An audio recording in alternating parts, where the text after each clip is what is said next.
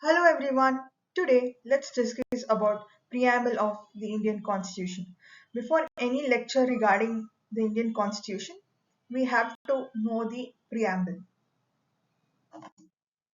First I'll go forward with the introduction, then I'll discuss about the text of the preamble, then the ingredients of the preamble, then the key words of the preamble and significance of the preamble.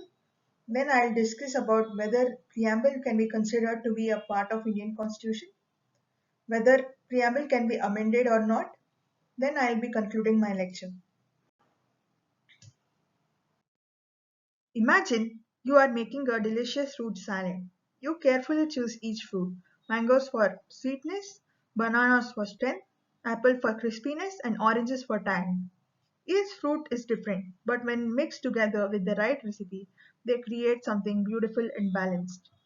Just like the fruit salad, the preamble to the Indian Constitution brings together different values: justice, liberty, equality, and fraternity to form the perfect recipe for India. Let us suppose that there is a fruit basket. The fruit basket represents the Indian Constitution. Inside the fruit basket, there is a banana, apple, orange, grapes, and a pineapple. Banana signifies justice, foundation of the constitution, just like the bananas are a base for a smoothie. Apple signify liberty, fresh and crispy, like the air of freedom. Orange signifies equality. Each slice is equal, like how every citizen should be treated equally. Grapes signify fraternity, a bunch of small units held together, and that's why it is told that in India there is unity in diversity. And pineapple represents sovereignty, a strong and spiky outside, symbolizing independent authority. The preamble to the Indian Constitution starts with the phrase, "We the people of India."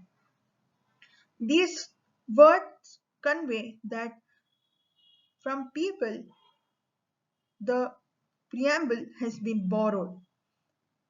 It is the collective will of the people that has got reflected under the Indian Constitution. Today, it is a participatory form of government which is prevailing, and India is no different.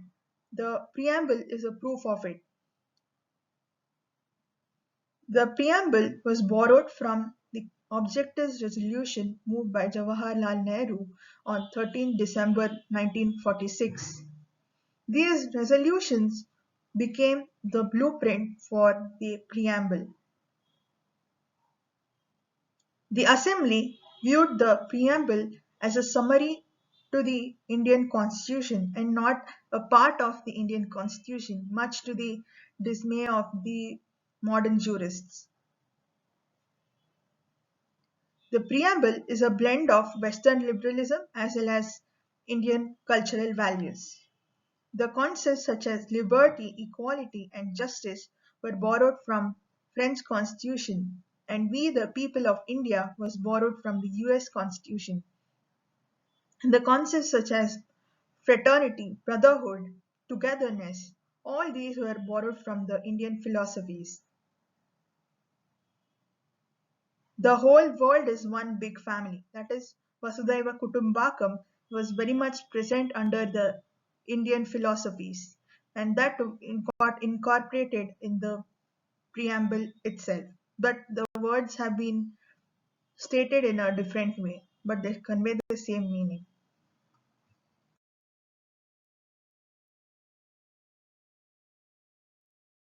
Let us look into the ingredients of Indian Constitution. People themselves are the source from whom Constitution has been derived in India. India is a sovereign, socialistic, secular, democratic republic. The words socialistic and secular were added after the 42nd Amendment to Indian Constitution. The word secularism was added to state that right to religion was envisageable under the Indian Constitution. Everyone could practice the religion not at the cost of harming the other person. Socialism implies that all the departments in a country would come under the ambit of state and state's administration. But today we follow a mixed economy. There is capitalism as well as socialism. Few of the sectors such as banking, railways, etc. were brought under the ambit of state after the nationalization cases. The objectives of Indian Constitution are liberty, equality, fraternity and justice. Let us understand liberty. Imagine a room with open doors and windows, which are letting in fresh air and sunlight. Equality is when there are three people with height difference standing on equal size stools to look over a wall. Equity will say all the three people should be given stools according to their height, and their height should be matched with the ladder, and then only can they be considered to be equal. After they attain the same height, then only can equality be practiced. Fraternity. Let us suppose that you are playing ring of roses with people, and later on all of you will sit together and eat food of your choice, irrespective of religion, sex, race, etc. That is nothing but fraternity. Justice. Imagine that you are running a marathon. Each participant is made at a position which is 10-meter away from the other. This is not fair because everyone should start from the same point. This is what justice will do. Everyone will get equal opportunity and everyone should be given equality before the law. Do you think India should remain mixed economy or should it move forward with socialism? Do let me know in the comments. Let us now understand the key words of the preamble. Sovereignty. Imagine a river flowing freely. Just like a river chooses its path, a sovereign nation is independent and controls its own decisions. That too, without any external force. Next comes socialistic. A forest where all plants get sunlight is a boon. Every tree or plant, whether big or small, gets equal care from nature. Similarly, socialism ensures equal access to resources and welfare. The DPSP, that is the Directive Principles of State Policy, ensure that the resources in India are distributed in an equitable manner, irrespective of whether rich or poor.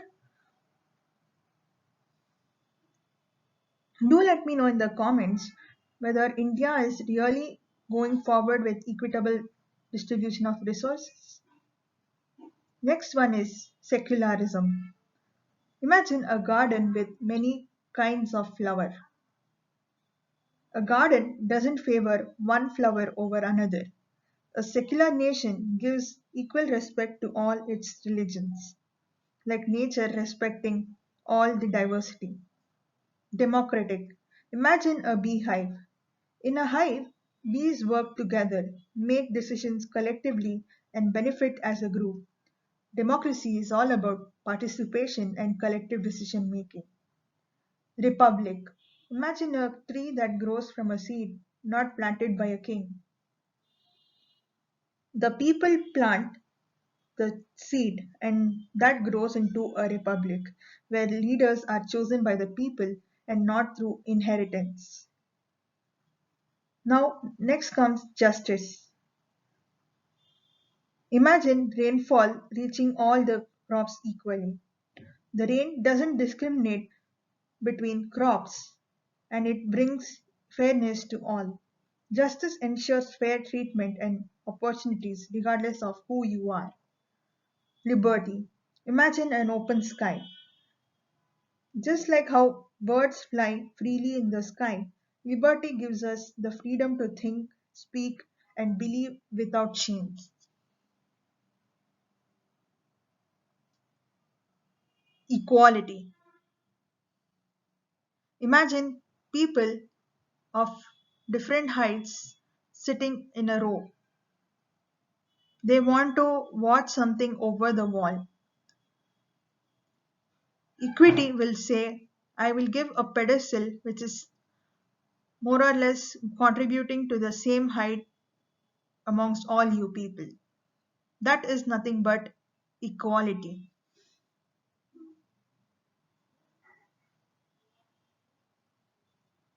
Fraternity. As I had told earlier, imagine yourself playing Ring of Roses. While playing Ring of Roses with the people, you also think about eating together. You people eat together irrespective of food choices and live together. This is nothing but fraternity. The concept of Vasudhaiva Kutumbakam in Hinduism is akin to fraternity, where the whole world is considered to be one big family. Let us now look into the significance of the preamble. First one is that it reflects the ideals of the Constitution. The preamble outlines the fundamental principles justice, liberty, equality, and fraternity. These principles guide the entire Constitution. Preamble sets the moral tone for interpretation of all other provisions. The second significance of preamble is that it leads to declaration of source of authority. The Constitution has been derived from the people themselves and not from any monarch or external power. The words "We the people of India" signifies that in India we follow popular sovereignty. The third significance of the preamble is that it is a guiding light for interpretation. The Supreme Court has stated that the preamble is a key to understanding the Constitution. It helps in interpreting ambiguous provisions and laws in the spirit of its values.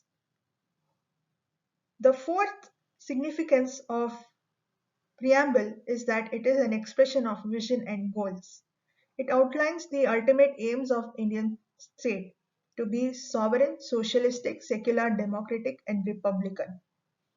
These express what kind of nation India aspires to be. The fifth significance is that it is an embodiment of constitution spirit. The preamble acts as a summary of the entire constitution. Although not enforceable in a court of law, it plays a crucial role in shaping the spirit and direction of governance.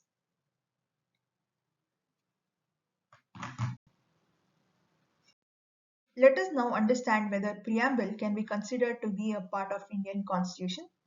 In Berubari Union case, Berubari Union, a small territory in West Bengal near India East Pakistan, now Bangladesh, a dispute arose whether India could be given away to Pakistan under a bilateral agreement, Nehru-Noon Agreement of 1958.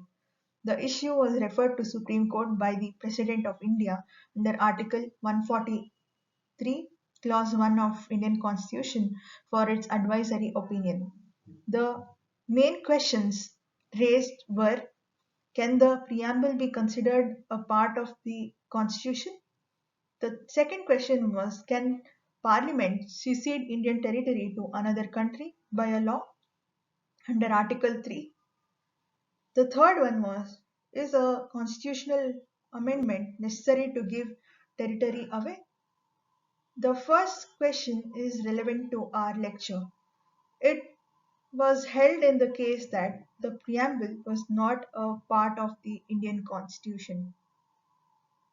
In Keshavanand Bharti versus State of Kerala, Keshavanand Bharti, a seer, challenged Kerala Land Reforms Act which violated right to religion and to hold religious properties. In the case, it was held that preamble was a part of the Indian Constitution and preamble should be read together to understand the Indian Constitution. In LIC of India case, the Supreme Court held that preamble is an integral part of the Indian Constitution, like any other part of the Constitution. However, two things should be noted. The preamble is neither a source of power to legislature nor a prohibition upon the powers of legislature.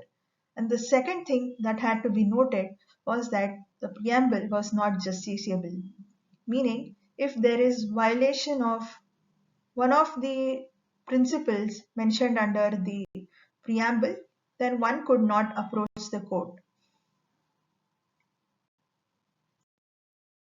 Let us now delve upon whether preamble can be amended. In Keshwanand Bharti versus State of Kerala, it was held that preamble could be amended through Article 368 of Indian Constitution, which requires special majority.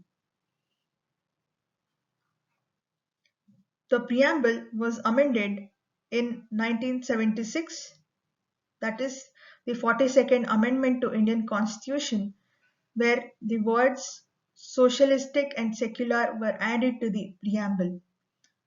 That is the only time when the preamble was amended. To conclude, preamble serves as the soul of the Constitution. It reflects the intent of framers, guides the interpretation of laws, and stands as the moral compass for governance. Its evolution from being declared non-binding in Berubari case to being recognized as a part of basic structure in Keshanand Bharti shows its growing constitutional importance. Though not justiciable in court, the principles are enforceable through our conscience and commitment to democratic ideals it stands for.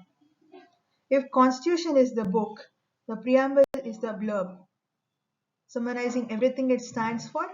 Let's not just study, let's strive to live by its values. Thank you for listening to my lecture on preamble.